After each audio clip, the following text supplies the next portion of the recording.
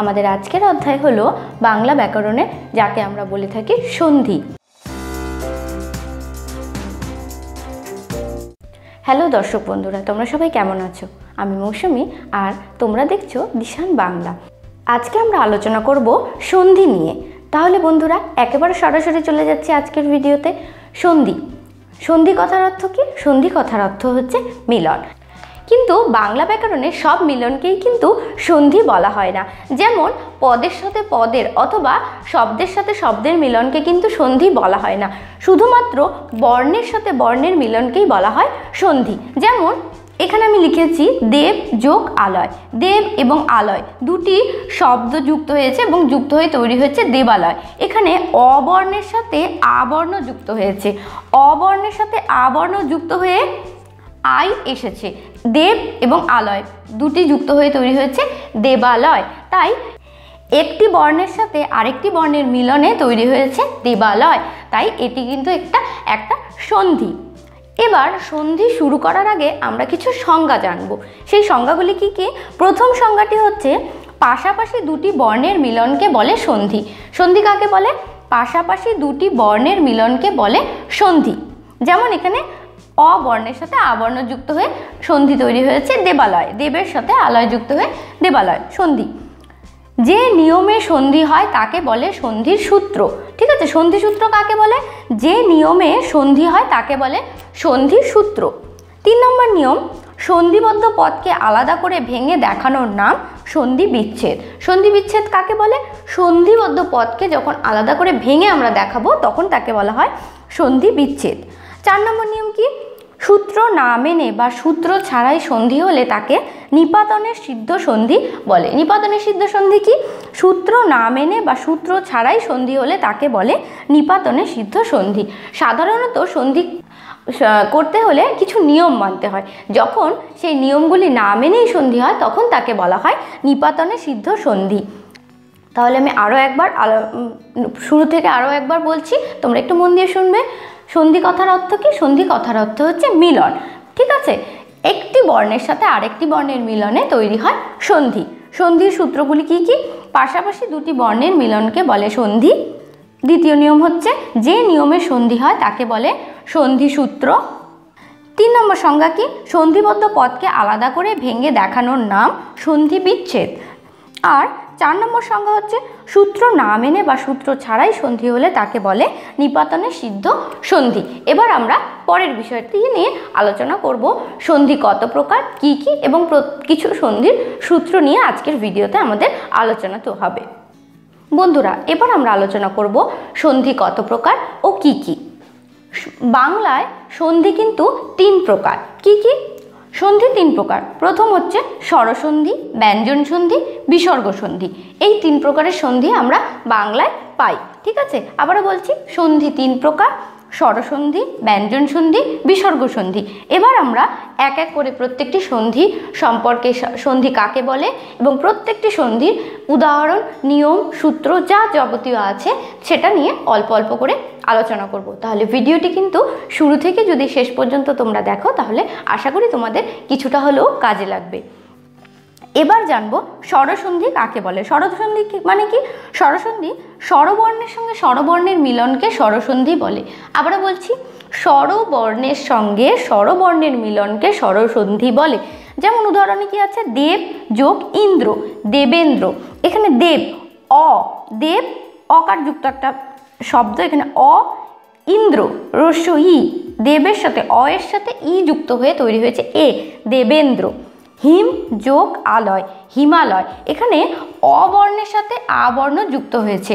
এই সন্ধি করার ক্ষেত্রে কিন্তু উচ্চারণটা খুব গুরুত্বপূর্ণ। তাই উচ্চারণটাকে যেন স্পষ্টভাবে আমরা করতে পারি, তাহলে কোন বর্ণের সাথে কোন বর্ণের মিলন হচ্ছে এবং দুটি বর্ণের মিলনে কোন উচ্চারণটা বা কোন বর্ণটা আমরা পাচ্ছি সেটা বুঝতে সুবিধা হবে। যেমন দেব, এখানে কোনো আকার ইকার কিছু নেই, এটা ইন্দ্র, ই, এর সাথে ই যুক্ত হয়ে তৈরি হচ্ছে দেবেন্দ্র। হিম যোগ আলয়, হিমালয়।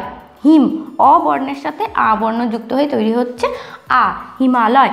এটা হচ্ছে স্বরসন্ধির উদাহরণ। এবার আমরা স্বরসন্ধির কিছু নিয়ম আলাদা আলাদা করে সূত্র ধরে ধরে ধরে ধরে প্রত্যেকটি সূত্রের কিছু কিছু উদাহরণ করে আমি তোমাদেরকে দেখানোর চেষ্টা করব।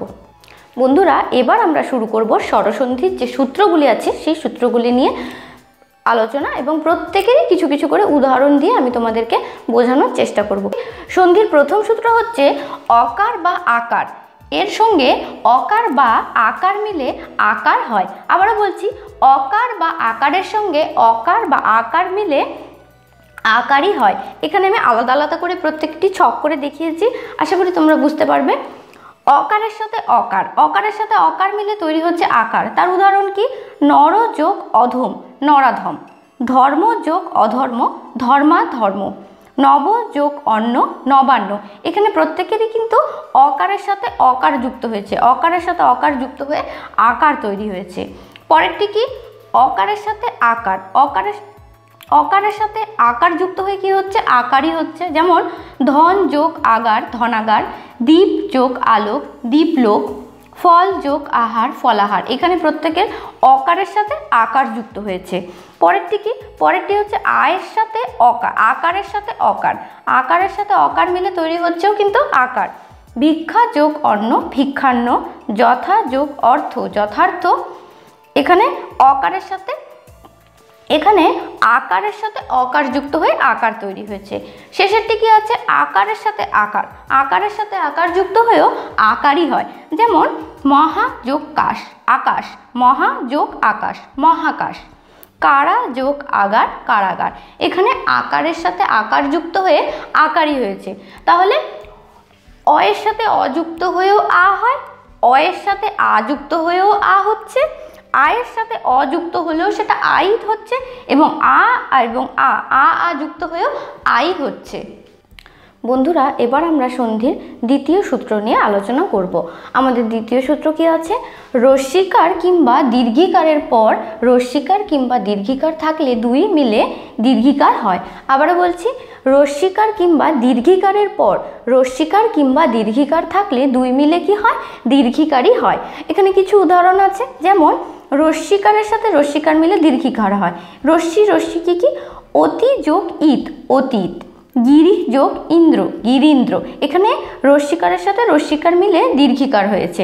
অতি যোগ ইত, অতীত। রস্যিকার এবং রস্যিকার মিলে কিন্তু দীর্ঘিকার হয়েছে।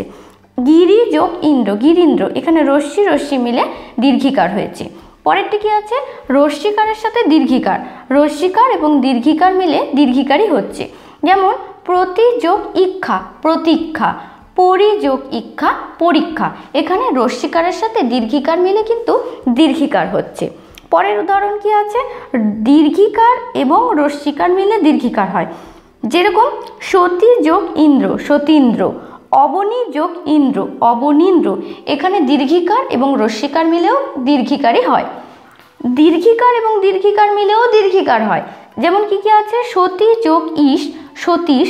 শ্রী যোগ ইমা, শ্রী যোগ ইমা, শ্রীমা। দিল্লি যোগ ঈশ্বর, দিল্লীশ্বর। এখানে প্রত্যেকটি বর্ণের কি দীর্ঘিকারের সাথে দীর্ঘিকার যুক্ত হয়ে দীর্ঘিকারই হয়েছে। তাহলে দ্বিতীয় সূত্রটা আরও একবার শুরু থেকে বলছি।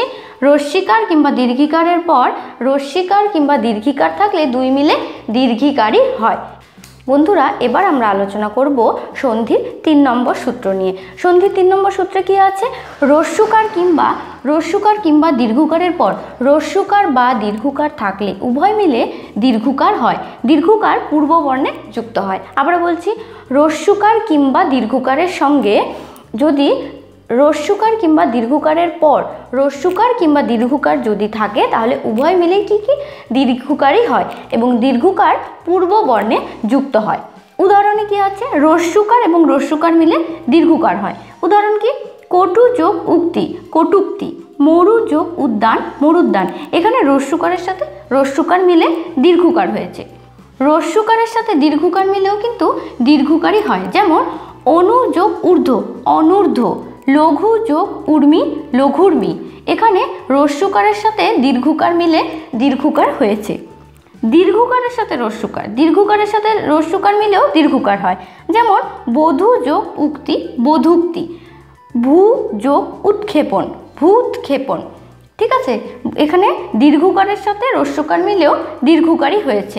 আবার দীর্ঘকারের সাথে দীর্ঘকার মিলেও দীর্ঘকার হয়। যেমন ভূ যোগ ঊর্ধ্ব, ভূর্ধ্ব। সরজু যোগ উর্মি, সরজুর্মি। এখানে দীর্ঘকারের সাথে দীর্ঘকার মিলেও দীর্ঘকারই হয়েছে। তাহলে এটা ছিল সন্ধির 3 নম্বর সূত্র। রস্যকারের সাথে রস্যকার অথবা রস্যকারের সাথে দীর্ঘকার উভয় মিলে কি হচ্ছে, দীর্ঘকারই হয়। বন্ধুরা, সন্ধির 4 নম্বর নিয়ম নিয়ে এবার আমরা আলোচনা করব। সন্ধির 4 নম্বর নিয়ম কি আছে, অকার কিংবা আকারের পর রস্যিকার বা দীর্ঘিকার থাকলে উভয় মিলে একার হয়। আবার বলছি, অকার কিংবা আকারের পর যদি রস্যিকার বা দীর্ঘিকার থাকে তাহলে উভয় মিলে একার হয়। যেমন উদাহরণে কি আছে, অকারের সাথে রস্যিকার মিলে একার হয়। তার উদাহরণ নর যোগ ইন্দ্র, নরেন্দ্র। স যোগ ইচ্ছা, স্বেচ্ছা। অপ যোগ ইক্ষা, অপেক্ষা। এখানে প্রত্যেকটি উদাহরণে কি অয়ের সাথে রস্যিকার যুক্ত হয়ে একার তৈরি হয়েছে। পরেরটি আছে আকারের সাথে রস্যিকার, আকারের সাথে রস্যিকার যুক্ত হয়েও একার হয়। যেমন যথা যোগ ইচ্ছা, যথেচ্ছা। মহা যোগ ইন্দ্র, মহেন্দ্র। যথা যোগ ইষ্ট, যথেষ্ট। এখানে আকারের সাথে রস্যিকার মিলে একার হয়েছে।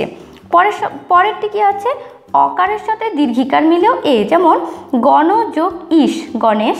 ভব যোগ ইশ, ভবেশ। নর যোগ ইশ, নরেশ। এখানে অকারের সাথে দীর্ঘিকার যুক্ত হয়ে একার তৈরি হয়েছে। আকারের সাথে দীর্ঘিকার, আকারের সাথে দীর্ঘিকারের উদাহরণ কি কি, লঙ্কা যোগ ঈশ্বর, লঙ্কেশ্বর। উমা যোগ ইশ, উমেশ। এখানে আকারের সাথে দীর্ঘিকার যুক্ত হয়ে একার তৈরি হয়েছে। আবার বলছি, অকার কিংবা আকারের পর রস্যিকার বা দীর্ঘিকার থাকলে উভয় মিলে একার হয়। বন্ধুরা, এবার আমরা আলোচনা করব সন্ধির 5 নম্বর সূত্র নিয়ে।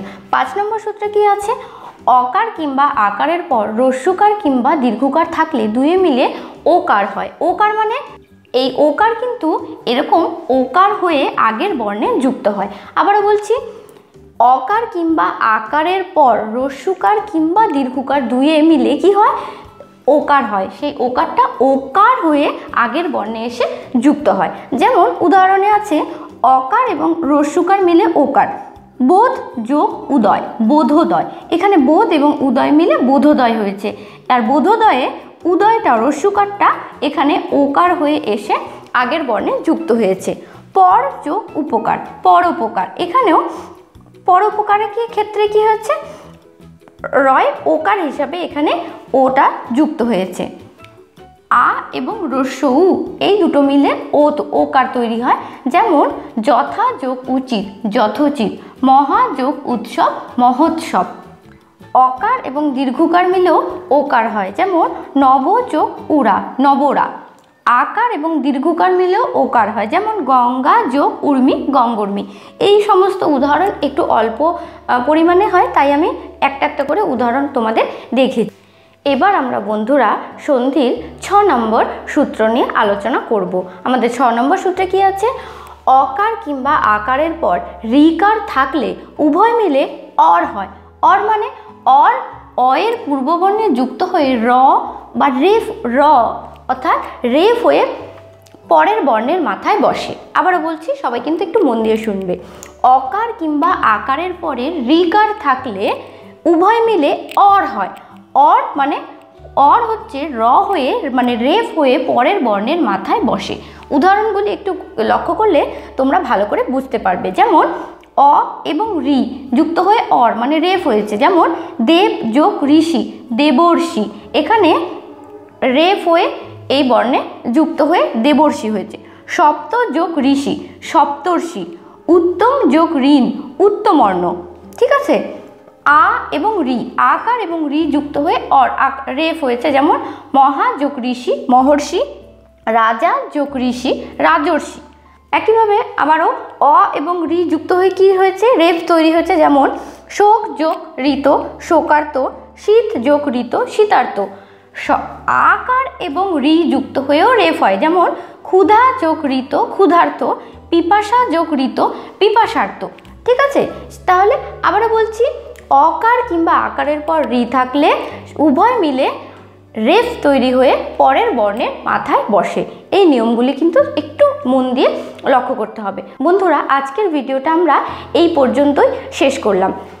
পরের ভিডিওতে আমরা পরের কিছু সূত্র এবং পরবর্তী সন্ধিগুলি নিয়ে আলোচনা করব। আর যারা নতুন দেখছো তারা অবশ্যই সাবস্ক্রাইব করবে চ্যানেলটিকে এইরকমই নতুন নতুন ভিডিও পাওয়ার জন্য। আর তার সাথে সাথে বেল বাটনটি প্রেস করতে হবে নতুন নোটিফিকেশনের জন্য। আমি পরের ভিডিওতে আবারও চলে আসব আমাদের নতুন ভিডিও নিয়ে। সেই পর্যন্ত সবাই খুব ভালো থাকবে। নমস্কার।